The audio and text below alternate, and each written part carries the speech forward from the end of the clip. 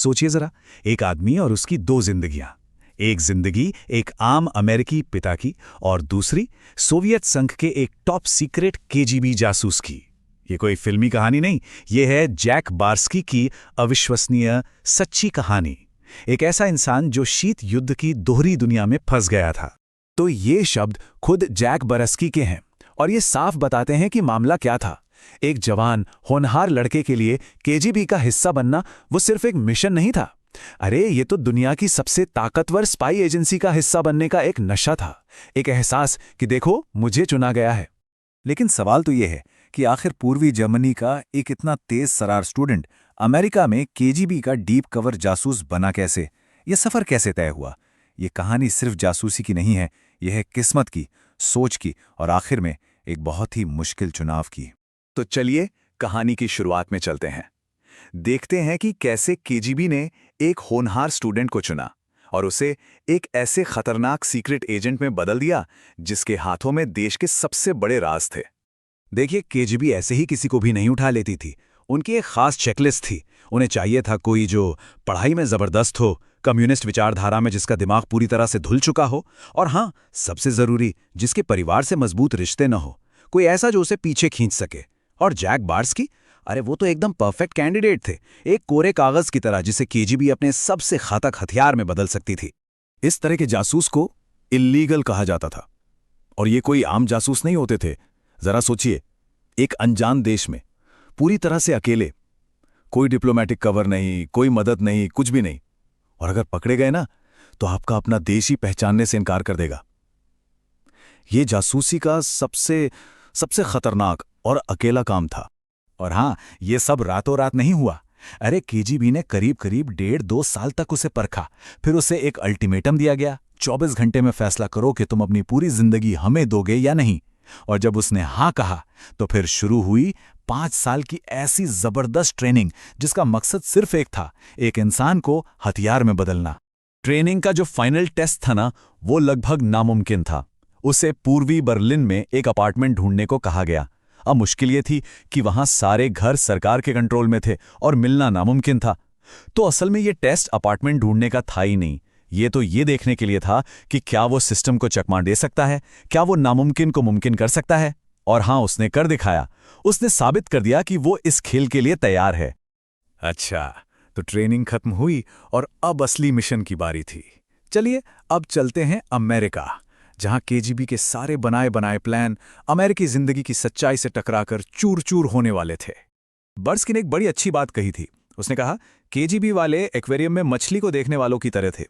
मतलब उन्होंने अमेरिकियों को तैरते देखा तो उन्हें लगा कि वो मछली बनना जानते हैं, पर असल में उन्हें कुछ नहीं पता था। वो सिर्फ बाहर से देख रहे थे, अंदर के पानी का, उस आज़ादी का एहसास उन्हें था ही नहीं। और यही उनकी सबसे बड़ी गलती थी।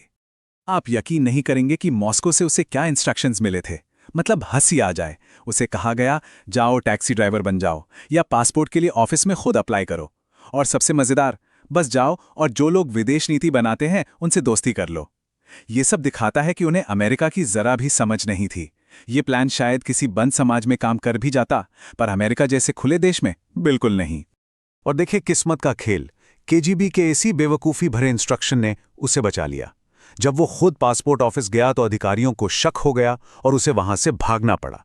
केजीबी का पूरा प्लान फेल हो गया और यही नाकामी उसकी जिंदगी की सबसे बड़ी कामयाबी बन गई। इसने उसे एक बहुत ही खतरनाक रास्ते पर जाने से रोक लिया। हर जासूस की जिंदगी में एक पल आता है जिससे वो सबसे ज्यादा डरता है, वो पल जब उसका कवर उड़ने का खतरा हो। बार्स्की के लिए भी वो पल आ गया और अब उसके सामने एक ऐसा चुनाव था जो लगभग नामुमकिन था। एक तरफ उसका फर्ज, जिसके लिए उसने अपनी पूरी जिंदगी दांव पर लगा दी थी, और दूसरी तरफ उसकी बेटी, जिससे वो अब बेइंतहा प्यार करने लगा था। सालों की ट्रेनिंग बस इसी एक पल के लिए होती है। एक छोटा सा सिग्नल, एक लाल डॉट, और इसका मतलब था सब कुछ छोड़ो और तुरंत घर लौटो। कोई सवाल नहीं, कोई बहाना नहीं। ये एक जासूस और एक पिता के बीच की सीधी टक्कर थी। तो अब फैसला लेना था। एक तरफ वो वापस जा सकता था एक हीरो की तरह, उसे सुरक्षा मिलती, एक अच्छी जिंदगी मिलती, और दूसरी तरफ थी उसकी बेटी, जिसके साथ रहने का मतलब था गरीबी, डर और केजीबी के बदले का खौफ। ये उसकी सोच और उसकी इंसानियत का आखिरी इम्तिहान था।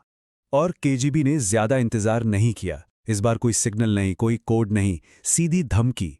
सबवे स्टेशन पर एक आदमी ने उसके कान में कहा, घर लौटाओ वरना मारे जाओगे। बात अब सीधी सीधी जिंदगी और मौत पर आ गई थी।